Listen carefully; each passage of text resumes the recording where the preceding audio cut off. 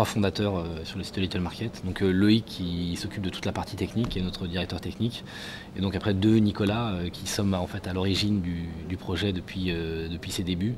On se connaît depuis maintenant 10 ans, on était colocataires ensemble à Londres. Et après quelques années de tergiversation, on a fini à l'approche de la trentaine par se jeter à l'eau et à créer notre entreprise tous les deux ensemble. Donc Little Market.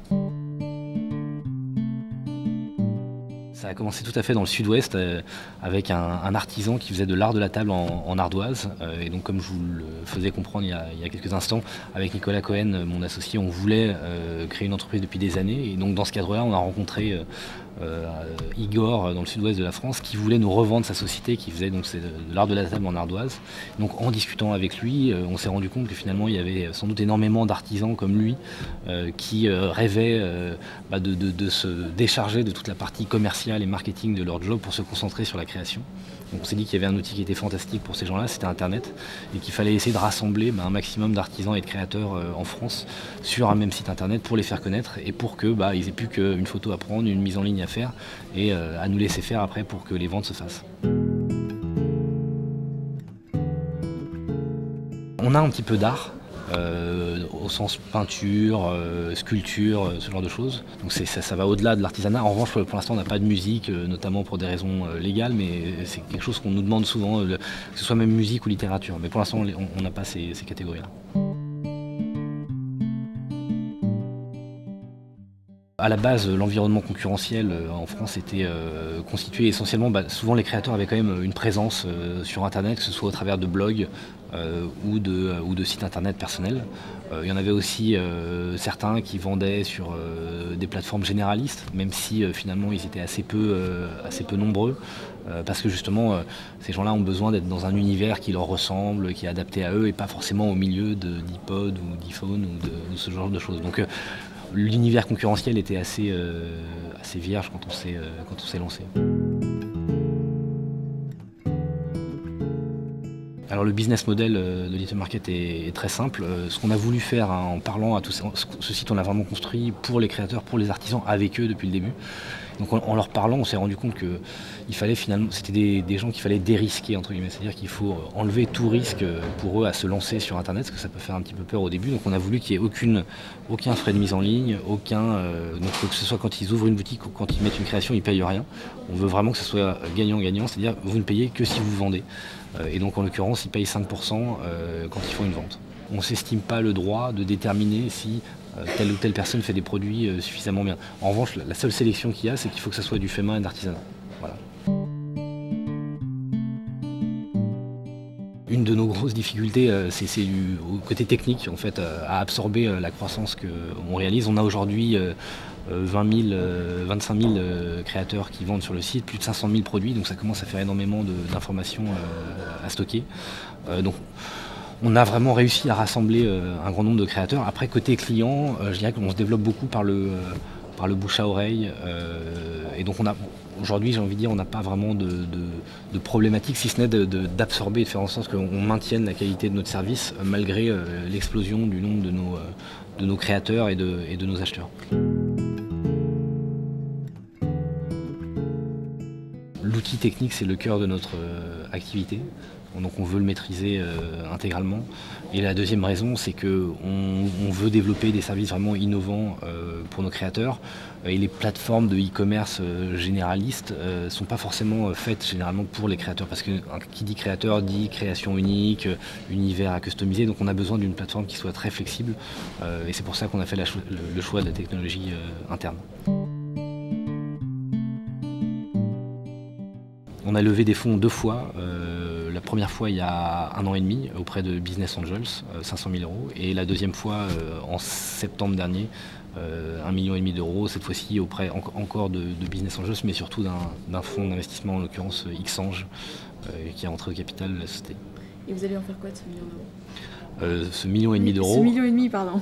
Non, c'est une bonne question. Alors, il y a une des particularités de notre modèle, contrairement à beaucoup de modèles de e-commerce, c'est qu'on n'investit pas du tout en marketing web, ce qui représente souvent un budget importants pour les sites de e-commerce. Donc nous, on ne va pas du tout les dépenser là-dedans. En revanche, on investit dans deux domaines majeurs. Le premier, c'est la technique, les équipes techniques. Comme je vous l'ai dit, on essaie vraiment d'être à la pointe de la technologie pour nos créateurs. Donc à la fois leur proposer une technologie très simple, mais également très poussée avec de nombreux outils pour les aider à développer leur activité. Donc on va investir dans cette équipe, dans notre équipe technique pour développer notre technologie. Et deuxièmement, on investit dans tout ce qui est animation communautaire sur notre site, c'est très important pour nous. Donc on essaye d'organiser un grand nombre d'événements partout en France autour de notre communauté, autour de l'artisanat. On essaie vraiment on essaie de proposer une offre globale en fait à nos créateurs. On sait que Internet c'est important pour eux pour vivre, mais il y en a aussi beaucoup qui souhaitent se rencontrer à l'extérieur du site, et donc on essaye vraiment d'être présent aussi offline, même si là il n'y a pas vraiment de modèle économique derrière. Quand on organise des événements offline, c'est pas pour se générer des revenus, c'est plus pour faire connaître le site et permettre à nos créateurs de continuer à vivre de leur travail. On n'est pas encore arrivé à la rentabilité pour la bonne et simple raison que justement on a levé des fonds pour pouvoir aller très vite. Si on voulait, enfin c'est toujours facile à dire, mais on pourrait être rentable, mais on préfère investir aujourd'hui pour pouvoir grossir vite. Nous, Little Market, notre raison d'être, c'est qu'on a envie de créer des milliers d'emplois en France, des milliers d'emplois productifs chez tous ces petits artisans. On est persuadé qu'on peut y arriver. Donc, si je devais me donner un objectif, ça serait que dans 3-4 ans, on ait 50 000 emplois créés grâce à nos petits artisans en France. Une des raisons aussi pour laquelle on a voulu dans notre modèle économique que ça soit simple et peu cher, c'est que justement on a conscience que parfois ça peut être un petit peu plus cher, ces créations uniques et originales faites par des créateurs. Donc on a voulu se positionner très bas pour leur permettre justement d'être en concurrence avec des produits qui viennent de pays low cost. Donc on n'est pas forcément beaucoup plus cher qu'eux. Il faut savoir qu'un créateur qui vend chez nous, il va payer 5% de commission chez nous. Quand il vend dans une boutique physique, il va généralement devoir multiplier ses prix par 3.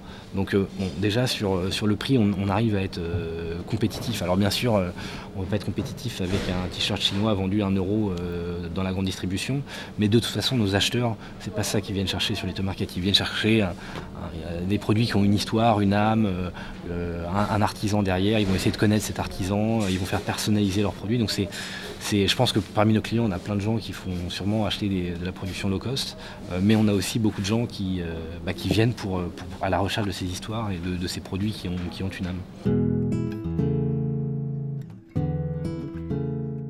C'est une bonne question. Souvent on nous dit vous défendez beaucoup le Made in France, et c'est vrai que c'est très important pour nous, la production en France.